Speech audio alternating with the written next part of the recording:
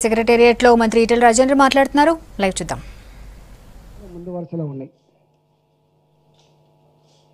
ఈ సత్యాన్ని చూడలేని అంధుడు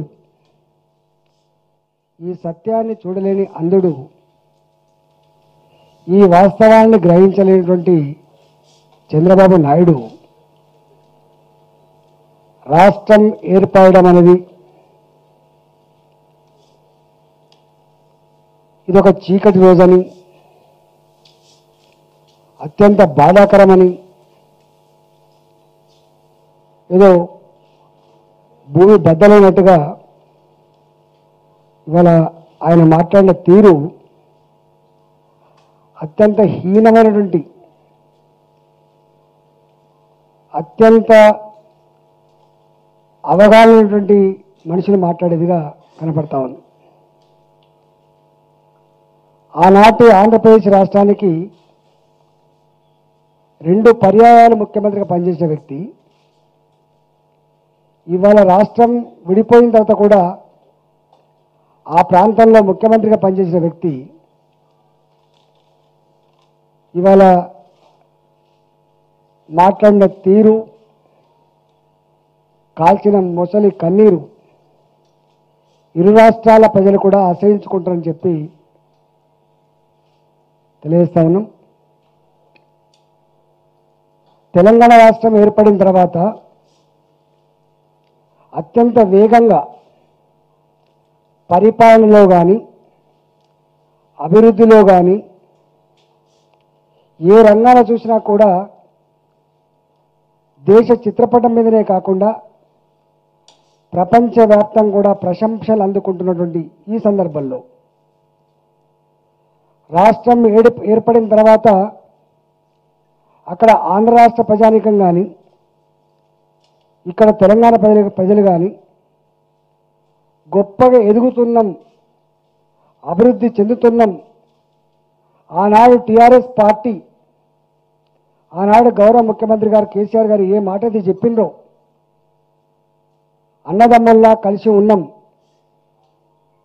కలిసి ఉన్న అన్నదమ్ములం విడిపోదాం, విడిపోయి కూడా అన్నదమ్ముల్లా కలిసి ఉందాం, అభివృద్ధిలో ముందుకు పోదామని చెప్పి అయితే మాట్లాడిండ్రో దాన్ని ఆచరణలో పెట్టినటువంటి, దాన్ని సుసాధ్యం చేసినటువంటి వ్యక్తి గౌరవ ముఖ్యమంత్రి కేసీఆర్ గారు. ఇవాళ బాబు గారి మాటలు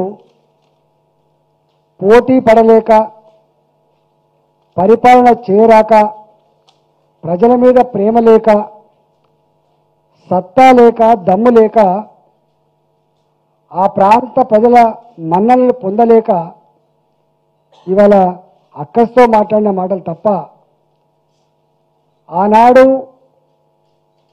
మాకే పరిపాలన నైపుణ్యం ఉంటుంది, మేమే పరిపాలించగలం, మేమే అన్ని అభివృద్ధి చేయగలమని చెప్పేదైతే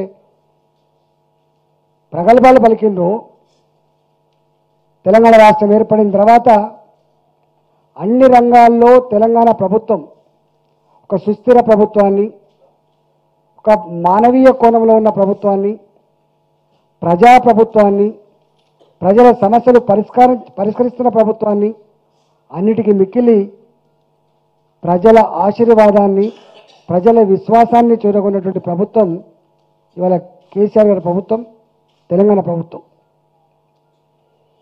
ఇవి చూడలేకపోతున్నారు, దీన్ని వినలేకపోతున్నారు. తెలంగాణ రాష్ట్రంతో పోటీ పడలేక, తెలంగాణ రాష్ట్ర ప్రభుత్వం మీద ప్రజలెత్తే గొప్ప అభిప్రాయాన్ని ఏర్పాటు చేసుకున్నారో, విశ్వాసాన్ని కలిగిందో, ఆంధ్రప్రదేశ్ రాష్ట్రంలో ఆ విశ్వాసం పొందలేక ఇవాళ కేవలం మళ్ళీ ముసలి కన్నీరు కార్చి ప్రజలను మభ్యపెట్టే ప్రయత్నం తప్ప, ఇది అనుభవం ఉన్నటువంటి, జ్ఞానం ఉన్నటువంటి, పట్టుదల ఉన్నటువంటి నాయకుడు చేసే ప్రకటన కాదని చెప్పి మనవి చేస్తా ఉన్నా.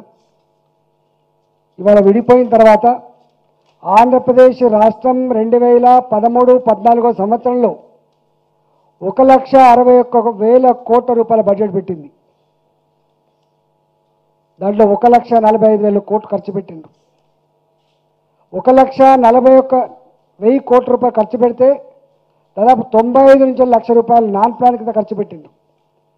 కేవలం ప్లాన్ బడ్జెట్ కింద 40,000 పైచిలకు కోట్లు మాత్రమే ఖర్చు పెట్టబడ్డది. కానీ రాష్ట్రం ఏర్పడిన తర్వాత 2014లో తెలంగాణ రాష్ట్ర ప్రభుత్వం 1,00,000 కోట్ల బడ్జెట్ పెట్టింది. ఆంధ్రప్రదేశ్ ప్రభుత్వం కూడా 1,00,000 కోట్ల పైన బడ్జెట్ పెట్టింది. మొన్న 16-17లో కూడా తెలంగాణ రాష్ట్ర ప్రభుత్వం 1,30,000 కోట్ల బడ్జెట్ పెట్టింది. ఇవాళ ఆంధ్రప్రదేశ్ రాష్ట్రం కూడా దాదాపు 1,30,000 పైచిలకు బడ్జెట్ పెట్టుకున్నది. 2 సంవత్సరాలు గడవక ముందే దాదాపు 2,60,000 కోట్ల రూపాయల బడ్జెట్ 2 రాష్ట్రాలు కలిసి పెట్టుకున్నాయంటేనే ఇవాళ విడిపోయిన తర్వాత ఈ దేశ చిత్రపటంలో ఈ దేశంలోనే అత్యంత వేగంగా అభివృద్ధి చెందినటువంటి రాష్ట్రాలు అక్కడ ఆంధ్రప్రదేశ్ రాష్ట్రం, ఇక్కడ తెలంగాణ రాష్ట్రం.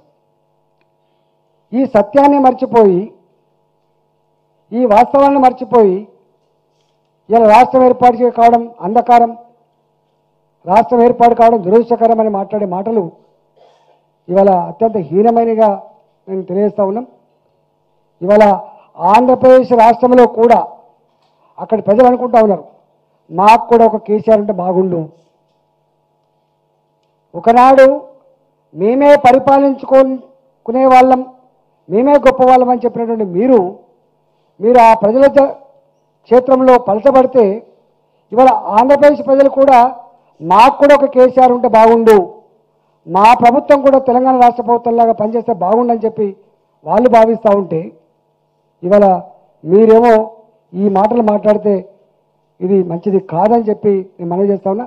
ఇది ఒకటే, ఇప్పటికైనా మీరు పోటీ పడవలసింది, పని మీద పోటీ పడండి, కుట్రలు చేయడంలో పోటీ పడకండి, కుతంత్రాలు పనడంలో పోటీ పడకండి. అక్కడ పని చేయలేక ఇక్కడ పనిచేస్తున్న ప్రభుత్వానికి కాళ్ళల్లో కట్టబెట్టే ప్రయత్నం చేయకండి. ఇంకా నీ వందిమాగాథలు ఇక్కడ ఈ గడ్డ మీదనే ఉండి నీకు బానిసలుగా ఉన్న వాళ్ళు ఎవరైతున్నారో ఇవాళ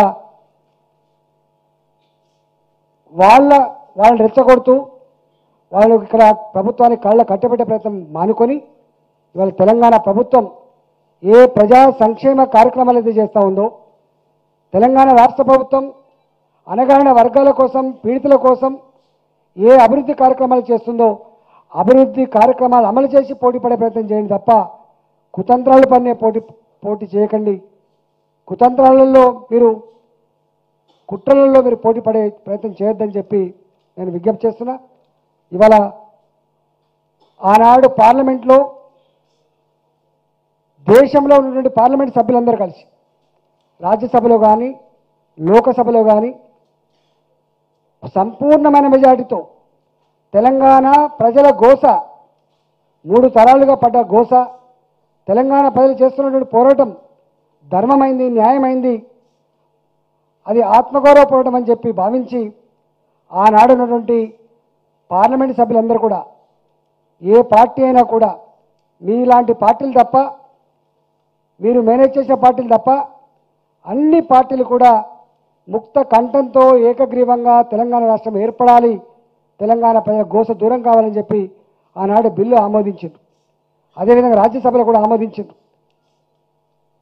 ఆనాడు మీ పార్టీ వాళ్ళు ఎన్ని వెకిలి చేష్టలు చేసినా, ఎన్ని ఇబ్బందులు పెట్టినా, ఎన్ని రకాల ప్రలోభాలకు గురి చేసినా అవన్నిటి కూడా తొక్కిపడేసి రాజ్యసభలో లోకసభలో బిల్లు ఆమోదం పొంది బాజాప్తా తెలంగాణ రాష్ట్రం ఏర్పడితే ప్రజామోదంతో ప్రజాస్వామ్య వేదికల నుండి పార్లమెంట్ ద్వారా ఇలా రాష్ట్రం ఏర్పడితే కేసీఆర్ గారు డోర్లు బంద్ చేసి పార్లమెంట్ చేసి మాయ చేసి తెలంగాణ తెచ్చినటువంటి మాట అయితే ఉందో ఇది విజ్ఞత ఉన్న మనిషి మాట్లాడే మాట కాదు. ఇది ఇవాళ కేసీఆర్ గారు ఒక వ్యక్తి పక్షిలాగా 14 సంవత్సరాల కాలం పాటు ఈ దేశంలో ఉన్నటువంటి అన్ని రాజకీయ పార్టీలను ఒప్పించి, అన్ని రాజకీయ పార్టీలను మెప్పించి, వారి మాటలు చెప్పాలంటే తొక్కని గడప లేదు, ఎక్కని మెట్టు లేదు, తొక్కని గడప లేదు, ఎక్కని మెట్టు లేదు.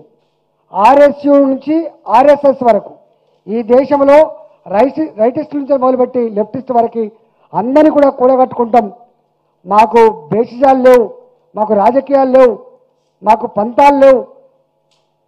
మాకున్న ఏకైక ఎజెండా అందరినీ మెప్పించి ఒప్పించి తెలంగాణ రాష్ట్రాన్ని సాధించుకోవాలనేటువంటి సంకల్పం ఏమవుతుందో ఆ సంకల్పం ద్వారా మాత్రమే, ఆ కృషి ద్వారా మాత్రమే, ఆ త్యాగాల ద్వారా మాత్రమే తెలంగాణ తెచ్చుకోవడం తప్ప తెలంగాణ మెప్పుతో తెచ్చుకోవాలనే విషయాన్ని గుర్తుపెట్టుకోవాలని చెప్పి మనం చేస్తా ఉన్నా. ఇవాళ ఆంధ్రప్రదేశ్ ప్రజలారా, ఇవాళ మీరు గమనించండి. తప్పకుండా ఇవాళ మీ బడ్జెట్ ఎంత గొప్ప పెరిగిందో, ఇక్కడ కూడా ఎట్లా గొప్ప పెరిగిందో. మీ పార్టీల మీద ఇలాంటి చౌకబారు మాటలు మాట్లాడడం బంద్ చేసి అభివృద్ధిలో ముందు నడవాలని చెప్పి హెచ్చరించే ప్రయత్నం చేయండి. అభివృద్ధిలో ముందు నడవండి అని చెప్పి తెలియజేస్తా ఉన్నాం. ఇవాళ తెలంగాణ రాష్ట్రంలో ఇలా ఏ ఏ కులమైనా, ఏ మతమైనా, ఏ ప్రాంతమైనా కూడా గొప్పగా అన్నదమ్ముల్లా కలిసిమెలిసి జీవించేటువంటి గొప్ప సందర్భం. ఇలా దేశంలో మొట్టమొదటిసారిగా తెలంగాణ రాష్ట్రం ఆ గొప్ప సాంప్రదాయాన్ని ఏర్పాటు చేసింది. ప్రజల మధ్యలో వైషమ్యాలు కాదు కావాల్సింది, ప్రజల మధ్యలో ద్వేషాలు కాదు కావాల్సింది, ప్రజల మధ్య ప్రేమ ఉండాలి, ప్రజల మధ్య మానవ సంబంధాలు ఉండాలి, ప్రజలు అన్నదమ్ముల్లా కలిసి గొప్పగా జీవించాలనే వాతావరణం అవుతుందో దాన్ని నెలకొల్పుతూ ఉన్నాం. రాబోయే కాలం కూడా నెలకొల్పుతాం. ఇలాంటి చౌకబారుల మాటలు కూడా మమ్మల్ని మరింత ప్రజలకు చేరువ చేస్తే తప్ప, మరింత పట్టుదలతో పనిచేయడానికి స్ఫూర్తినిస్తే తప్ప ఇవి ఎక్కడ కూడా మమ్మల్ని ఏమీ చేయలేమని చెప్పి తెలియజేస్తా ఉన్నాం.